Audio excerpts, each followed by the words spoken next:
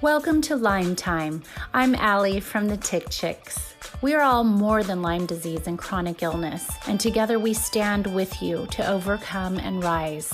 I'll bring you closer to the experts in cutting-edge treatments and even a few unexpected ways of healing. I'll ask the questions you want answers to regarding Lyme disease and successful ways of getting you closer to 100%. We are in this together and will not be defined by Lyme. Today on Lyme Time, my guest is Fred Diamond, and he wrote the book Love, Hope, Lyme: What Family Members, Partners, and Friends Who Love a Chronic Lyme Survivor Need to Know. When Fred decided to learn more about the Lyme disease that afflicted someone he loved, his life changed. He read every book on Lyme. He joined every Facebook group, attended every webinar and podcast, and quickly realized that he knew hardly anything about what Lyme disease survivors go through on a daily basis. His popular book, Love, Hope, Lyme: What Family Members, Partners, and Friends Who Love a Chronic Lyme Survivor Need to Know, offers those who love someone with Lyme ideas and tips to support this beloved person. His Love, Hope, Lyme podcast supports the lessons learned in the book. And the book features a foreword by the top Lyme doctor on the planet, as he says, Dr. Richard Horowitz, who has been a guest here, and we love him. His day job is running the Institute for Excellence in Sales, a global support organization for business-to-business sales leaders. Welcome, Fred. Allie, it's so great to see you. Thank you. It's great to see you too. And I just want to say, an extra special thank you because you provided a copy of your book, and I'll hold it up right here, to every person that attended the Losing Lyme retreat a few months ago. And everyone was thrilled to get it. And we even had some caretakers there that said, finally, something for me. I'm so happy. And so I want to just tell you that that made a difference in a lot of people's lives. They were able to take something home and read it. And I even got a signed copy myself. So a special thank you for that. And, it just shows the level of support and commitment that you have to Lyme disease and to caretakers, partners, family, and friends of those who have Lyme disease.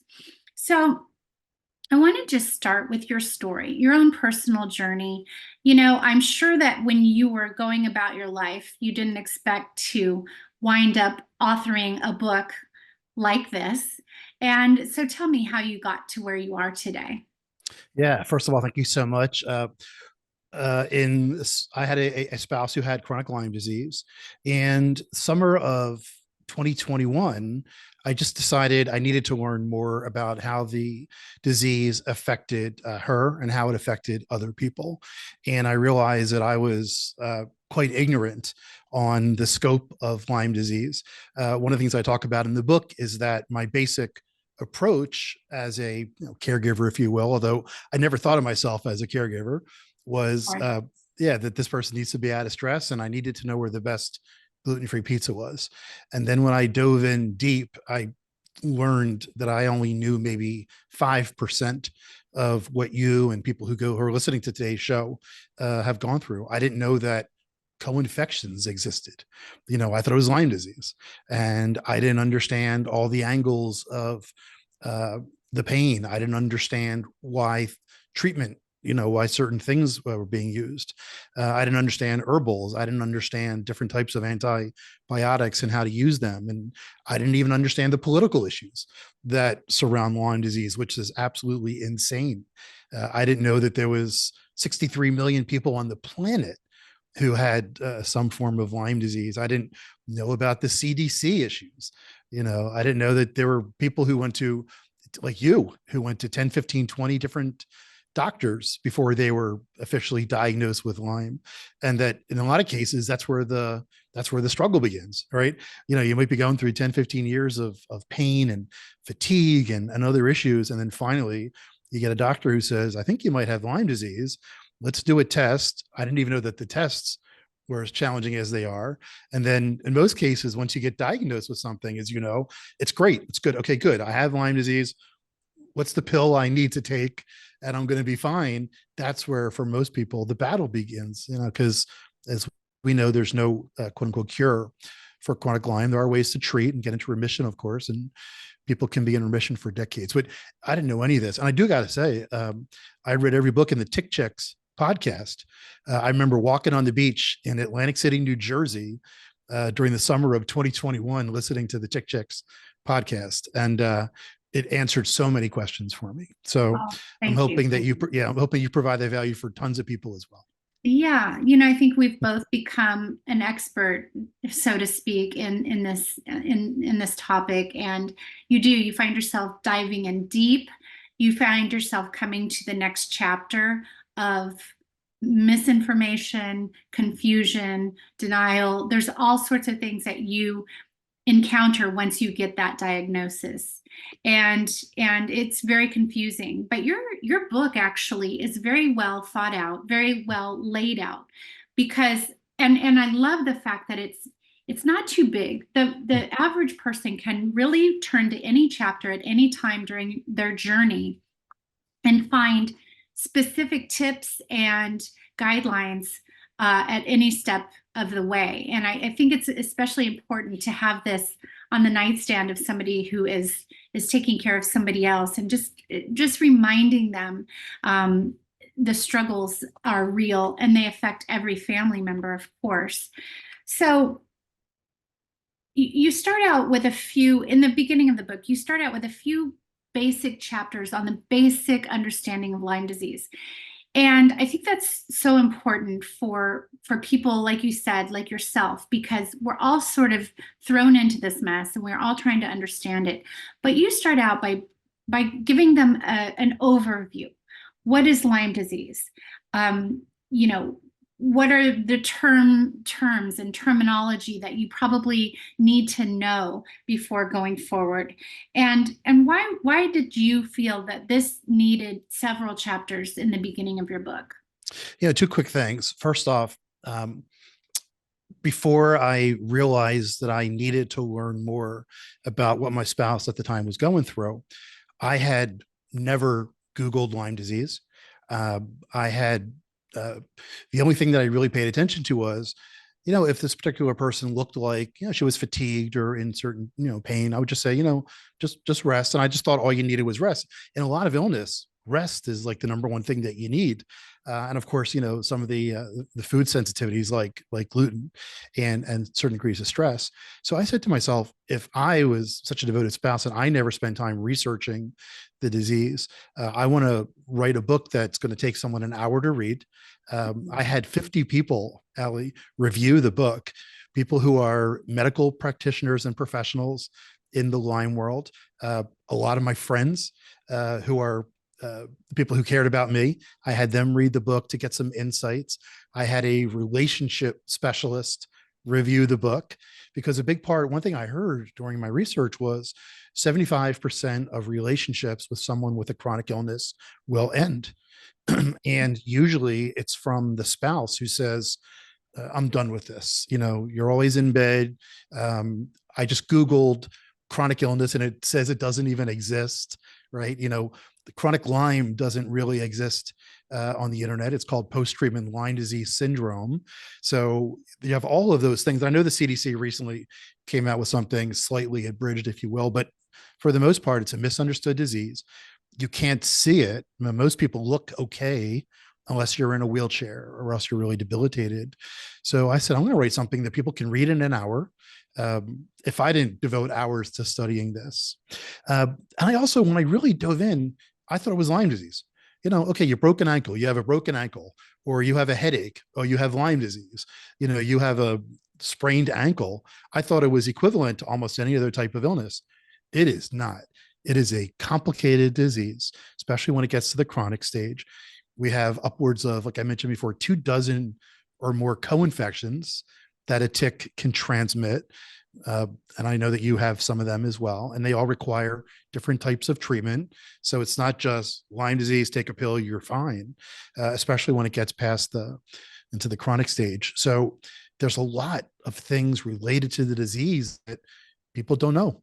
If they know Lyme disease, they just think it's Lyme disease, but there's so much more to it. It's very, very complicated.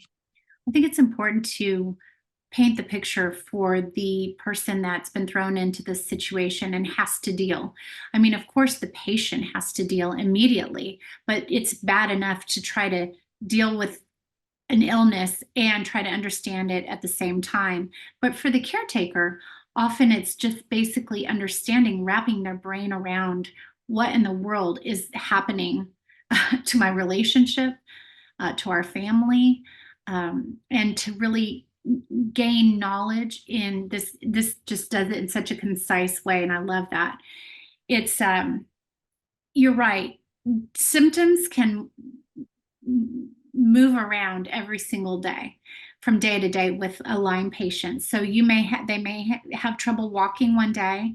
They may be okay and out of bed 2 days later, and then a week later they're back in bed, and it's just maddening, and it's hard on the caretakers. And this is just a great way to help them understand that that's actually the nature of the disease. Yeah. And actually, I mean, when I first decided I needed to learn more about this, I jumped up on Google and I typed in Lyme disease spouse. And when you type in best pizza in Los Angeles, you get like 10 million pages. I typed in Lyme disease spouse, one page showed up with an article from 2014. And all it talked about was the guilt that this particular person was going through. The person who wrote the article, I'm guilty that I'm not a better spouse or a better mother or a better sister or friend or coworker. And I said, this is insane. And then I started buying all the books I could find on Amazon, discovering the podcast, like I mentioned. I was active on Facebook. I didn't know that there were 1,000 Facebook groups. I typed in Lyme into Facebook, 1,000 groups showed up. And some of these groups had tens of thousands of people. And it's just, you type in broken ankle group in Lyme in Facebook. There's no Facebook groups for people with broken ankles. There's no marches. There's no documentaries on being gaslighted by doctors with broken ankles. You're thrown into a cast and you sit on your butt for 6 weeks and then you watch, you binge on Lost or something like that. But it's such a complicated disease. And even when you understand it, there's still more to learn.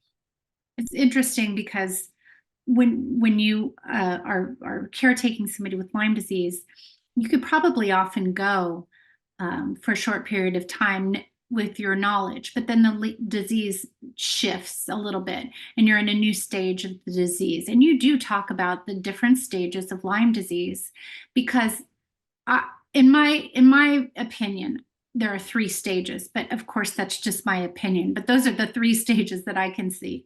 But in your book, you talk about the different stages. And why is that important for a caretaker or a loved one to understand that there are these stages of Lyme disease?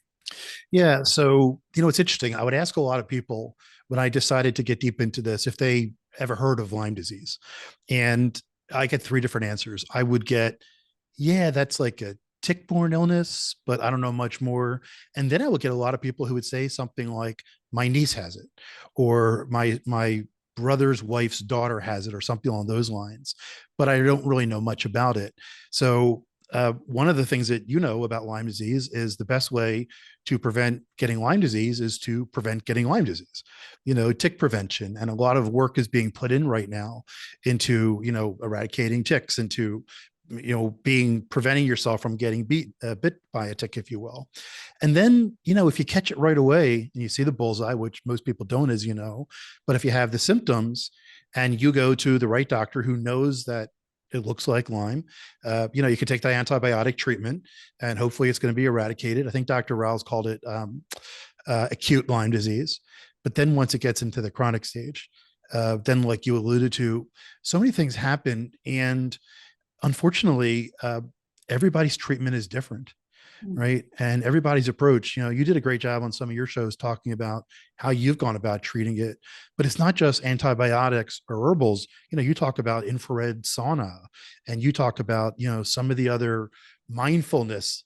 When I first decided to get deep into this, I went up on Amazon and there were 3 types of books that I found. There were books that were 3 inches thick, by Dr. Horowitz, who you alluded to, and Dan Kinderlehrer, talking about everything related Mhm. to Lyme disease. I read all those books cover to cover, and I'm sure many people didn't. And I said, no one's going to read these books unless they have to. Then I found a bunch of what I call the first person, my battle with the tick books. Yolanda Hadid, Tommy Hilfiger's daughter. Some other people have written, the guy from the New York Times, Ross Ducat, had written their journey and their story. I've met a lot of those people. Greg Kirk, who wrote The Gratitude Curve. And it's insane that a human being should have to go through that. And then they're what I call the third category, keto diet and Lyme, herbals and Lyme, mindfulness and Lyme. So I started looking at what people were talking about and how they were trying to treat themselves. And as you know, there are some out there treatments, let's just say, that a human being shouldn't have to even think about going through. Mhm. So it really is, I think people need to understand that there's not just Lyme disease. There's various places where your person might go through, and it might be in remission for 8 years, and then a stressful situation like a pandemic happened, and then all of a sudden the symptoms reemerge differently than they might have emerged uh, years before. That's right. And a lot of things can bring on symptoms throughout the years. And you may not even recognize it as a as a re-immersion of that particular disease, but it does happen, due to stress or even a physical stress, like a car accident, things like that, that can bring Mm. it on. So it's important that the spouse, family, friends understand that it can rear its ugly head at any time. Tell me about some of the little things that you found that can help somebody going through Lyme disease. Yeah. So, when I decided to write the book, um, I'm a marketer by trade, right? So I spent a lot of time understanding the process of writing a book. So I also, FYI, I wrote a book on sales performance at the same time. So I wrote both books at the same time. But I began to research into the Lyme world, and I didn't know. I knew one person with Lyme. I didn't know that there were organizations. I Mm. didn't know that there was a thing called the Lyme literate medical doctor, if you will. So I started learning who were the resources. And there's some great organizations out there like the LymeDisease.org and the Global Lyme Alliance and Center for Lyme Action, et cetera. And I began to notice who some of these people were. So you mentioned Dr. Horowitz in the beginning, who's one of the most foremost Lyme doctors in the world, Lyme literate medical doctor. And I reached out to him and I said, I'm writing this book. Would you? And I sent him the early stage of the draft. And I said, would you submit a quote? All I asked for was a quote, one of those quotes you put at top of the book or on the back cover. And on Mother's Day of 2021, it was a Sunday morning. Mother's Day, of course, is a Sunday. I get this email from Dr. Richard Horowitz, and he unsolicited wrote a 10 paragraph Oh my forward. gosh. Yeah, he wrote a 10 paragraph forward to the book. And I'm like, thrilled. This is like writing a tech book and Bill Gates unsolicited. And he wrote this beautiful forward. He said, I've gotten a lot of requests from people with Lyme to write the forward. He said, but this is the first book that I've seen on the love angle. Again, my book is called Love, Hope, Lyme. Originally, Ali, I was going to call the book Love, Loss, Lyme, but I realized there's so much loss in this community. I don't need to effectuate that. I want to focus on the love angle. But he wrote a great one of the last lines. He wrote, "With love, there is hope. With proper medical treatment." So, that was very, very powerful. Yes, you can love all day long, you can hope all day long, but you got to treat it, right? Sure. So you have to talk to people like you. I mean, resources who've been through it. What worked for you, Ali, may not work for 9 other people. But you have to be in these communities. I mean, one thing I found is, like I told you, I went up on Facebook and typed in Lyme, and I know you're big on Instagram. There's communities on Reddit. There's communities on uh, TikTok. There's still huge communities on Facebook of people who are trying to support each other for two reasons. One is there's no pill, right? Secondly, they get gaslighted by doctors. There's a report that just came out talking about 1,000 people who talk about their gaslighting experience. So if people don't know, gaslighting is when someone dismisses you. So the medical profession, you've been through, how many doctors did you see? Oh my gosh, I don't know, upwards of, 20 Yeah. probably. And many of them were specialists that took 6 months to get into in the first place. Yeah. I mean, that's like I said, you get a headache, you go to the CVS and you get Tylenol and you'll be okay, or Advil. With Lyme. There's so many. And the other thing too is, again, you have a headache, you take a pill, you're going to be okay in the morning for the most part. With Lyme, a lot of the treatment is going to take you 6 months, right?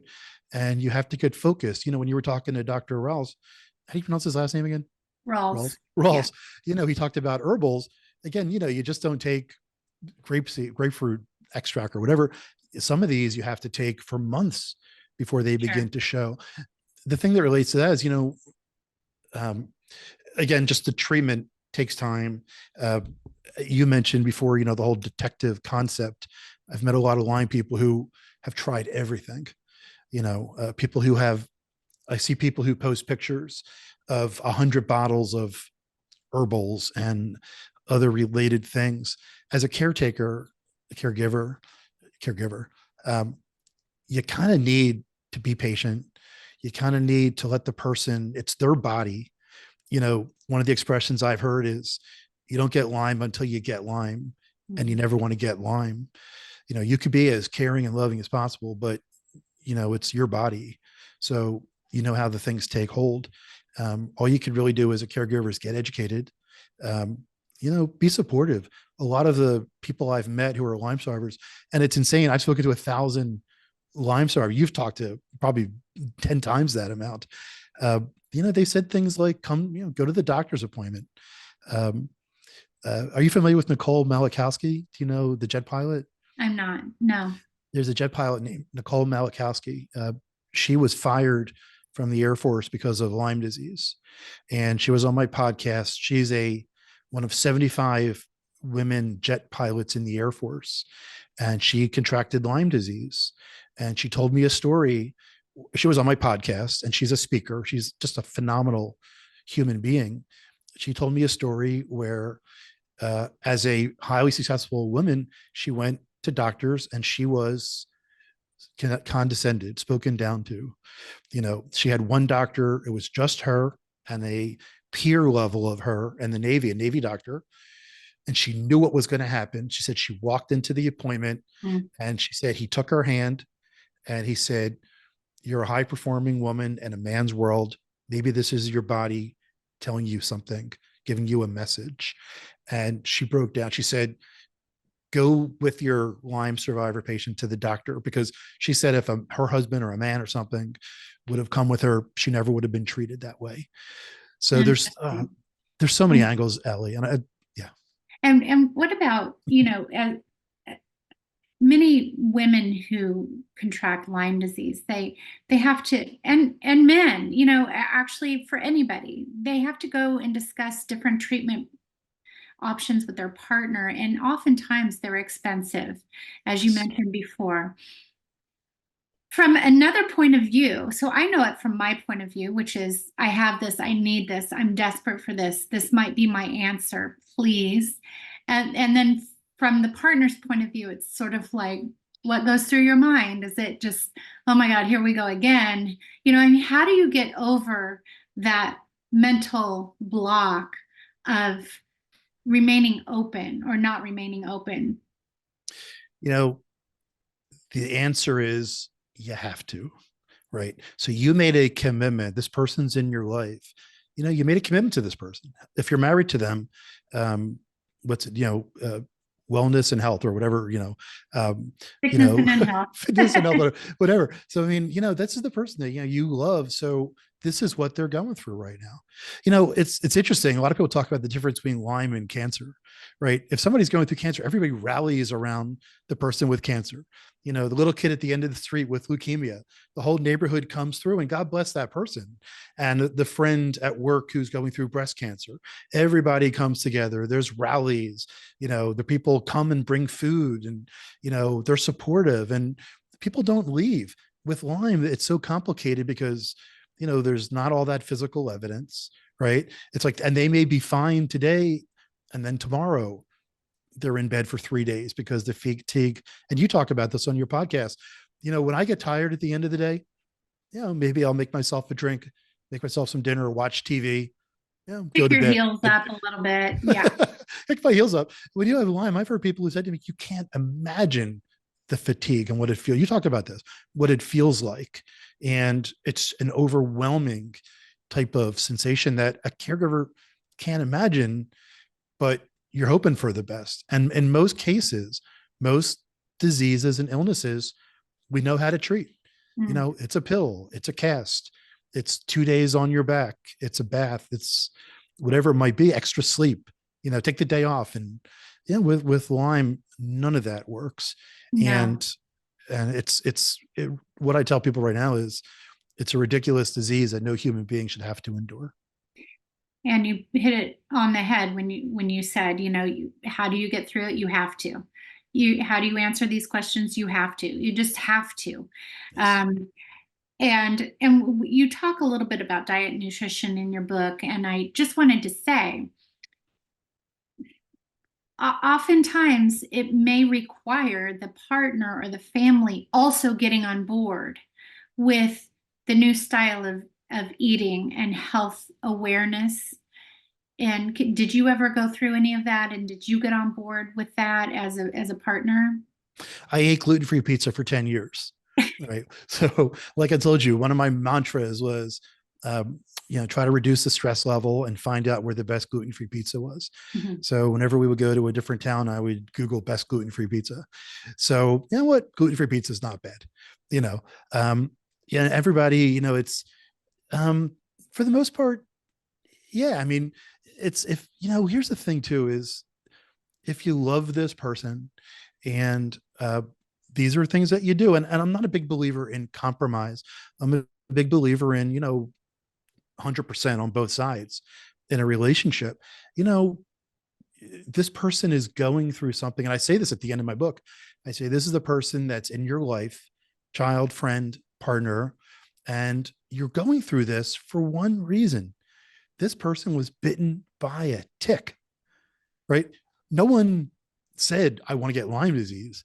No one really even did anything. They went camping. They walked through the streets of New York City. They slept with their dog. People, if you're listening to this, don't sleep with your dogs. if you sleep with, I didn't know this. If you sleep with your pet, don't sleep with your pet because ticks get on your pets. And if you sleep with them, they're going to jump off and get onto you. That is what happened. Nobody asked for this. And nobody even really did anything like, if you smoke, you get lung cancer, right? If you eat soda all day long, you're going to get obese and diabetes. Nobody really did anything to put themselves in the position to get this.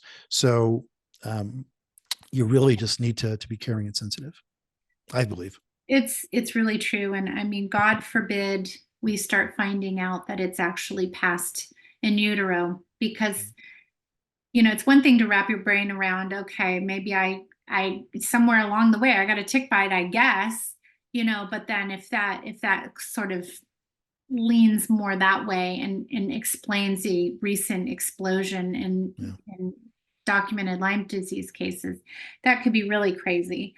But I love the stories that you tell in the book.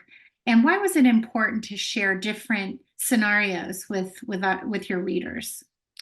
Because I wanted to make this, I wanted to make it relatable. It's interesting, and you can relate to this more than I can. In my relationship, it wasn't about the Lyme disease. When people ask me about why I wrote this book, I say, well, I would describe this person in 10 things. Having Lyme disease was number 9. Right. This person went to this college. This person loves this type of food. This person loves this type of sporting event. This person has Lyme disease. This person's funny. And that wasn't how I thought of this particular person. But what I've come to learn, Allie, is a lot of people with Lyme disease, that's first and foremost. There's an expression, when you have your health, you could do a million things. When you don't have your health, you can only think of one thing. And I used to hear that all the time. And I've been fortunate to, you know, not have really any type of chronic illness or anything. Most people don't. So you don't think about uh, all the things that people like you need to think about. You know, if you go for a walk, yeah, I can go for a walk right now. But if someone with Lyme disease goes for a walk, well, they might be okay. But then tomorrow, it might catch up with them. If they eat the wrong food, right? Something with gluten, for example, uh, food that we all like, pasta, whatever it might be, might taste great, but then tomorrow you're going to pay for it for the next 2 or 3 days. So, there's caregivers. And again, that was a word I never even knew existed prior to this, but viewing your person that you love. And I would tell this to people, most of us don't look at you, Lyme survivors, as a Lyme survivor. We look at you as our funny spouse, as, our child who goes to college or whatever it might be. But most Lyme survivors, I had come to learn, view themselves first as someone with a chronic illness. How do I control the chronic illness? So that's why I tied in a lot of the stories to show that, remember that person still that way, but be sensitive to how they might be thinking. And that was one of the rude awakenings that I had gone through. And then when I jumped up on Facebook, Allie, and had seen just thousands of people on Instagram and Reddit, and thousands of people asking these questions. I even have a chapter in the book where I just kind of audited what people were talking about on one of the popular Facebook groups for the day. And I think I wrote down like 30 things that the questions people were asking. There was like 150. I had to pare it down, to make it a reasonable challenge. And yeah, what I'm thinking about right now, we're doing this show. I'm thrilled to be talking to you. Yeah, I'm thinking about going to the gym later, what I'm going to have for dinner. People with Lyme are thinking about, how am I going to make it through the night? What's going to reoccur is the pain in my feet. You and Dr. Rawls talked about that. I mean, things that we don't even have any concept of understanding. And I wanted to make sure that people understood this person in your life who you love is going through this. It's incredible. And I often don't share that part of my story, to be honest with you. And I don't really know why not. But I think, my husband and I are childhood sweethearts. I mean, really, we met in high school, and we have 3 kids and everything. And yeah, the person that he married wasn't the person that he had for quite a while, for the better part of 10, 12 years of our marriage. And in the beginning, he's a very literal thinker. And it was like, what's happening? It's still not, you haven't figured it out. I mean, it was like, and I think that the thing that meant the most to me was one day I finally got in to see a lupus specialist. For a while they said I had lupus and fibromyalgia and all sorts of things. And this guy had written so many books on lupus. And I went in finally after 6 months of waiting my turn. And my husband came with me. And this guy had pages. He as part of going to this doctor, you have to bring your whole library with you. Yep. And it meant the world to me that even though that was not my final diagnosis, just having him sit there and listening to this doctor try to figure this out, and all the additional blood work that he was going to get, and how he really helped me get to the right doctors was incredible. And I can't tell you how much that meant to me. I mean, it sticks out in my whole journey as as a pivotal point. And just sometimes it was hard for me to walk up a little slope. We go to the lake. We're lake people, but you have to walk up a slope after that lake, and it's like a gradual slope. It's nothing treacherous. But having his arms under my arms and helping me every step of the way till we got to the house was incredible. I'll never forget those moments ever. And he's probably long forgotten them. But for me as somebody with Lyme disease, it was incredible just having those little things mean so much to me. Are there any other tips that you could give the family members or spouses out there, like day to day, what might be helpful? Yeah, I just want to follow up on what you just said, which was a beautiful story. Um, uh, and this is more of a message. I interviewed, again, I'm in the sales world. So I interviewed a sales VP. I get people 3 times a day who ping me and say, talk to my friend. She has Lyme disease or whatever. I get people all around the world like you do, I'm sure. And I talked to this woman who's a very successful women in sales leader. Actually, not too well, she's in Arizona. I'm in Virginia. And she told me that she did everything she could to push her husband away. She did every possible thing she could because she didn't want to burden him with her medical maladies, if you will, and he didn't leave. You know, and I've met a lot of people. It's a disease that, as you know, it goes to your psyche. You know, when you break, again, I use the break your ankle all the time. When you break your ankle, you don't sit around for weeks and say, I'm a horrible person. I'm not loved because I broke my ankle. You might be bummed that you can't play basketball or walk or play golf, whatever it might be, or swim. But I've met a lot of people who have Lyme, and I would see them post on the Facebook groups or Instagram. Um, uh, I'm not lovable, or I wish my spouse would leave because I'm not a good spouse or mother, sister, like I mentioned before. And I would say to them, most people don't think of you that way, right? It's interesting. You're telling the story about your husband. I'm sure that there are tens of thousands who are like, this is my wife. I'm going to try to treat her the best that they can. They might not know everything that you're going through, like we talked about in the book, but I want the Lyme survivors out there to know that, you know, you're lovable, right? You Mm, know, you're just because you have this disease, it's no reason to feel ashamed. It's no reason to feel that you're not worthy of love. It's not a reason to feel that people don't want to support you, but it shows up like that a lot mhm. because it's so complicated. Uh, in my book, I did a very short chapter on the neuro side of Lyme. And I was, because I wanted to be very considerate of people that might have had, significant neurological challenges. Sure. So I just touch on things like brain fog and, those kinds of things. It's a disease that it does get into your brain. It takes away short-term memory. Mhm. It can do those kinds of things, as you know, Yeah. and that causes Lyme survivors to think certain ways. We don't think that way. We're not viewing you as that. The people who love you, the people who are in your life, who want to support you. And I know that there are people who have gone far away from the people with Lyme, who, I'm not saying everybody it's in your head, but a lot of people love you. Your children love you. Your spouse wants to love you, uh, but it's hard.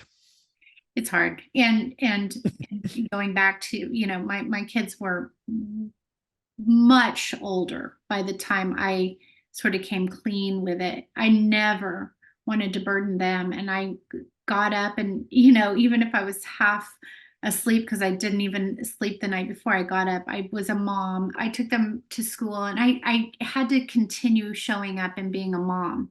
And I think that that was important for me to just say and kind of wrap things up a little bit by my last thought, which is I had also made commitment to my husband to show up and to be there.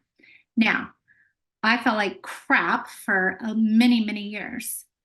But when he had a client dinner, when there was a social obligation, when there was no other way around it, guess what I did? I put on my shoes, and it might have been the first time I got dressed and put makeup on and brushed my hair in a week, but I did it.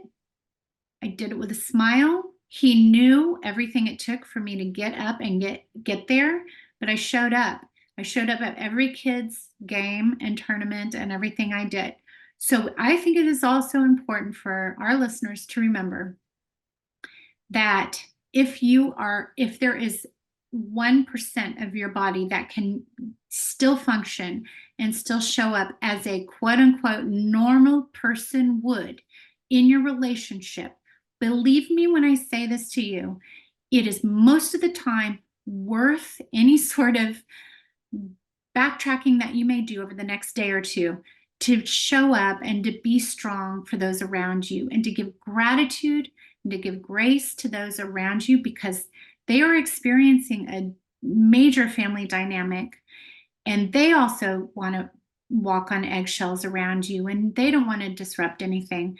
And I think it's important for the Lyme people out there to understand that they cannot only identify with Lyme disease, that they also are committed to being a partner, and to just faking it till they make it sometimes.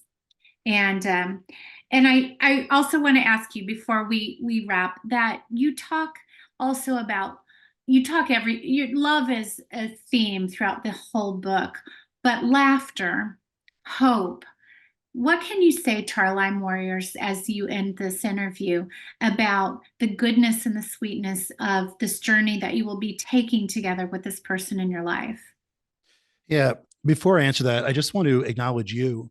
Again, I discovered the podcast that you did the summer 2021, and you, with the the retreats that you do and the messages of hope that you do on social media, and with dealing with Lyme disease, right? I acknowledge you for putting yourself out there. It's not Thank easy. It's a you. commitment that, yeah, it's a commitment that you've made. And I want to acknowledge you for, you've touched thousands of people, if not tens of thousands of people. And I've met a lot of people who are very kind and have created communities, but I just want to acknowledge you for the work you've done on that, the commitment you've done, the continuation, the vulnerability that you've shown. I'm sure it's not easy to get up every day, and do it, but the work that you've done is quite noticeable and appreciated by so many people. Thank Yeah. you. Thank you so much. It's, you're still alive, right? So, again, as I mentioned before, from looking at the Lyme survivor, most of my thoughts are the great moments, the restaurants, the ball games, love of Seinfeld, right? Of going to concerts. You could still, like you mentioned before, go into your kids' ball games, and you could still participate in life. Lyme isn't a sentence of, and I know it's hard. I'm saying this without Lyme disease. I get that, and it's hard. And doing a lot of things we're talking about is hard, but they're doable. One of the best books that I read during this was a book on mindfulness and Lyme. It was written by a lovely woman called Wendy Lindenmuth, who talked about, mindfulness and Lyme. And you can live a great life. You can do a lot of great things, and things, uh, things that people want to do. It's all available to you. Like Dr. Harwood said in my book in the forward, with love, there is hope with proper medical treatment. So, don't discard that you can't do those things, that a loving relationship is not available to you. Definitely is available to you. Grasp it. Right. It Take may hold of just it. look a little different and it may be temporary. It probably is temporary. So Yeah. the ability to be able to laugh, to find those common threads between you and your family members and your friends, to be able to show up, even if it's just for an hour, and allow yourself to forget, and to be involved in somebody else's life for just a moment, and to remember, you know, more about other people. And I just think that that's an important part of healing. Important part of healing is also forgetting you're sick for a minute, and really being able to overcome that mentally. Well, please let us know how we can follow you, how we can get in touch with you, where you can be found, Fred. Yeah. So by the way, I make the e-version of the book free.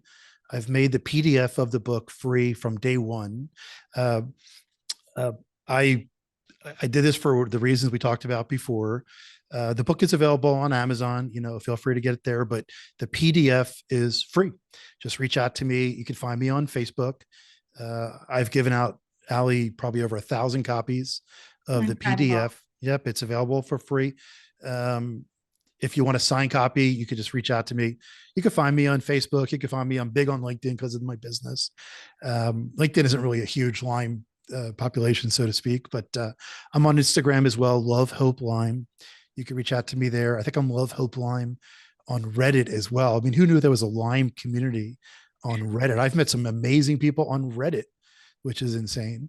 But the easiest way is, and you could also go to my website, freddiamond.com, but find me on Facebook or LinkedIn is the easiest way. And once again, be happy to give you the PDF, and the book itself is on Amazon. Thank you for your service. You're amazing to speak with. I wish we had more time, but I really am so grateful to you for everything that you've put in to this book, all of your compassion toward the Lyme community. You are a very, very special person, and I'm so glad to recommend this resource.